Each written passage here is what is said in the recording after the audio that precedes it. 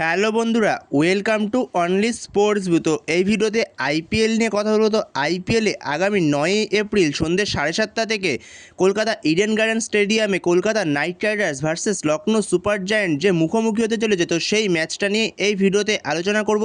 তো সেই ম্যাচে দুই দলের কীরকম পরিকল্পনা হতে পারে, বিশেষ করে কেকেআরের জন্য কীরকম পরিকল্পনা হতে পারে, তো সেই সমস্ত বিষয়গুলো নিয়ে আলোচনা করব। এর পাশাপাশি দুই দলের হেড টু হেড দেখে নেব। এছাড়াও দুটো দলের শক্তি দুর্বলতা নিয়েও আলোচনা করে নেবো। তো ভিডিওটি সবাই শেষ পর্যন্ত দেখতে থাকো, আর চ্যানেলে নতুন হয়ে থাকলে চ্যানেলটি সাবস্ক্রাইব করে পাশে থাকা বেল আইকনটি অন করে পাশে থেকো। তো আগামী 9ই এপ্রিল সন্ধ্যে 7:30 থেকে কলকাতার ইডেন গার্ডেন স্টেডিয়ামে মুখোমুখি হতে চলেছে KKR versus Lucknow super giant, যেখানে এই ম্যাচের আগে দুটো দলের অবস্থা প্রায় সেম বলা যেতে পারে। একটু এগিয়ে আছে লখনৌ সুপার জায়ান্ট, যেখানে লখনৌ সুপার জায়ান্ট তারা দুটো ম্যাচ খেলেছে, দুটো ম্যাচের মধ্যে একটা জয় পেয়েছে এবং একটা হেরেছে। তো সেখানে লখনৌ সুপার জায়ান্টের পয়েন্ট হলো 2। আর উল্টো দিকে কলকাতা নাইট রাইডার্স তারা ম্যাচ খেলেছে 3টে, তো 3টে ম্যাচের মধ্যে তারা 1 পয়েন্ট পেয়েছে। আগের দিনের বৃষ্টির জন্য তারা একটা পয়েন্ট পেয়ে গেছে, না হলে হয়তো সেদিনকের ম্যাচটাও তারা হেরে যেত। যেখানে একটা টিম রয়েছে পয়েন্টস টেবিলের 7 নম্বরে, এলএসজি রয়েছে পয়েন্টস টেবিলের 7 নম্বরে, আর কেকেআর রয়েছে 8 নম্বরে 1 পয়েন্ট নিয়ে। তো এরপরে যদি দুই দলের হেড টু হেড আমরা দেখে নিই, তো দুটো দলে হেড টু হেডে মোট মুখোমুখি হয়েছে 6বার। তার মধ্যে এলএসজি জিতেছে 4বার আর কেকেআর জিতেছে 2বার। সেখানে এলএসজি এগিয়ে রয়েছে কেকেআরের থেকে দুটো ম্যাচ বেশি জিতে। তো সেখানে যদি এরপরে আমরা দুটো দলের লাইন আপস নিয়ে আলোচনা করি, তো সেখানে যদি সবার প্রথমে এলএসজির লাইন আপস নিয়ে আলোচনা করি, তো সেখানে এলএসজির হয়ে ওপেন করবে এডেন মার্ক্রাম সাথে মিচেল মার্শ। 3 নম্বরে আসবে দলের captain Rishabh Pant.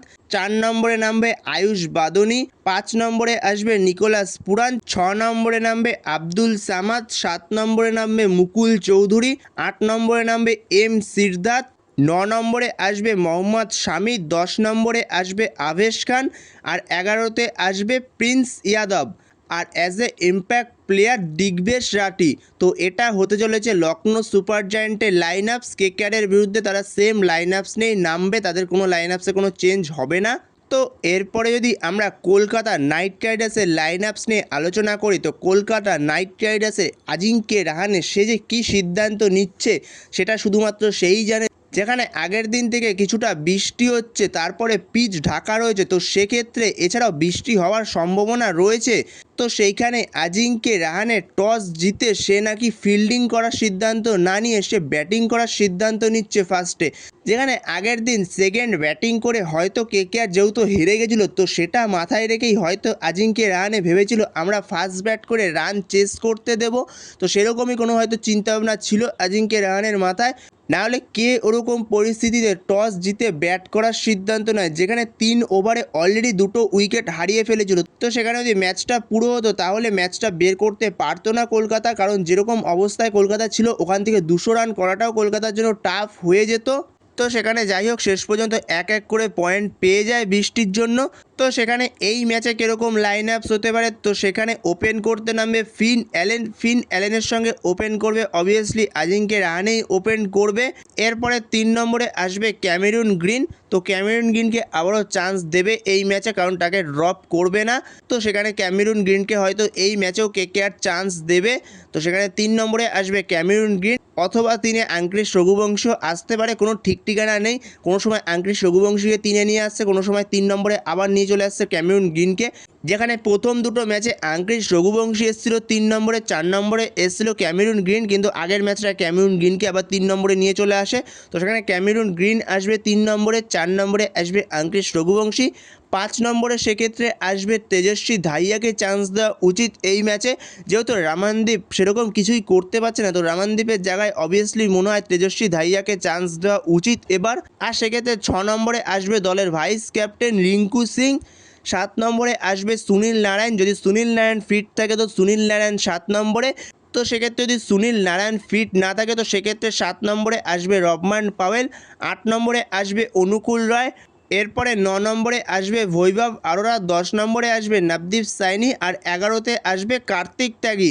R as a impact player নিয়ে আসবে মুজারবানিকে।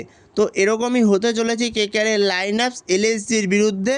তো এবারে এটাই দেখার যে সুনীল নারায়ণ সে আদৌ ফিট হয়েছে কিনা। যদি সুনীল নারায়ণ ফিট হয় তো সেক্ষেত্রে সুনীল নারায়ণ আসবে টিমে, না হলে সেই জায়গাতে রবমান পাওয়েলকে নিয়ে আসবে। আর বোলিংয়ের ক্ষেত্রে যদি বরুণ চক্রবর্তী ফিট হয়ে যায় তো বরুণ চক্রবর্তীকেও নিয়ে আসতে পারে, তো সেক্ষেত্রে নবদীপ সাইনির জায়গায় বরুণ চক্রবর্তীকে নিয়ে আসবে। তো এই লাইন আপস নিয়ে নামতে চলেছে কেকেআর এলএসজির বিরুদ্ধে। তো এটাই কেকেআরের লাইন আপস হতে চলেছে এলএসজির বিরুদ্ধে। তো সেখানে কেকেআরের জন্য সবথেকে বড় সমস্যার কারণ হতে চলেছে মোহাম্মদ শামি, কারণ মোহাম্মদ শামি সে ব্রিলিয়ান্ট ফর্মে রয়েছে, যেখানে মোহাম্মদ শামি দুরন্ত বোলিং করছে। যেখানে আগের দিন সানরাইজার্স হায়দ্রাবাদের মতো ব্যাটিং লাইন আপসের সামনে মোহাম্মদ শামি মাত্র 4 ওভারে 9 রান দিয়ে 2টো উইকেট নিয়ে গেছে, দুটোই গুরুত্বপূর্ণ উইকেট নিয়ে গেছে। ট্রাভিস হেড এবং অভিষেক শর্মা দুটো গুরুত্বপূর্ণ উইকেট, সেই দুটো উইকেটই মোহাম্মদ শামি নিয়েছে।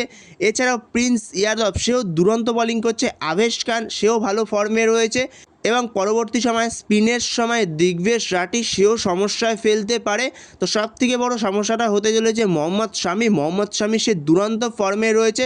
তো সেইখানে মোহাম্মদ শামিকে দেখে খেলতে হবে। ফিন অ্যালেন এবং আজিঙ্কে রাহানে দুজনকেই মোহাম্মদ শামিকে দেখে খেলতে হবে, কারণ মোহাম্মদ শামি দুরন্ত কিছু ডেলিভারি করছে। এছাড়াও লখনৌ সুপার জায়ান্টের ব্যাটিং লাইন আপসটাও যথেষ্ট ভালো, যেখানে মার্ক্রামের সঙ্গে ওপেন করে মিচেল মার্শ। এছাড়াও 3 নম্বরে আসে দলের ক্যাপ্টেন ঋষভ পান্ত। তো ঋষভ পান্ত আগের ম্যাচটা দারুণ খেলেছে, তো ঋষভ পান্ত 3 নম্বরে। 4 নম্বরে আয়ুষ বাদুনি, 5-এ আসে নিকোলাস পুরান। তো যথেষ্ট ভালো ব্যাটিং লাইন আপ। আর উল্টো দিকে কলকাতারও ব্যাটিং যথেষ্ট ভালো, কিন্তু বর্তমান সময় কলকাতার ব্যাটিং বোলিং দুটোই স্ট্রাগল করছে। বোলিংয়ের ক্ষেত্রেও বৈভব আরোরা সে ভালো স্টার্ট দিতে পারছে না, যেই স্টার্টটা সে আগের মরশুমে দিয়েছিল সেই স্টার্ট সে দিতে পারছে না। তো সেখানে কিছু এক্সপিরিয়েন্সের তো অভাব রয়েছেই। এখনও পর্যন্ত মাথিসা পাথিরানাকে কলকাতা নাইট রাইডার্স পায়নি। তো সেখানে দাঁড়িয়ে কলকাতার ব্যাটিং বোলিং দুই জায়গাতেই কলকাতা স্ট্রাগল করছে এখনও পর্যন্ত। তো এটাই হতে চলেছে কেকেআরের লাইন আপস লখনৌ সুপার জায়ান্টের বিরুদ্ধে। তো তোমাদের এই লাইন আপস নিয়ে কী মতামত অবশ্যই কমেন্ট বক্সে জানিও, এবং তোমাদের মতে যদি এই লাইন আপসে কোনো চেঞ্জ হয়ে থাকে তো সেটা অবশ্যই কমেন্ট বক্সে জানিও কমেন্ট করে। তো এই ভিডিওতে এই পর্যন্তই। তো এই ভিডিওতে এই আপডেটটা নিয়ে আলোচনা করার ছিল। তো ভিডিওটি ভালো লাগলে অবশ্যই লাইক শেয়ার সাবস্ক্রাইব করতে ভুলো না। তো নেক্সট ভিডিওতে দেখা হচ্ছে, ততক্ষণের জন্য বাই বাই।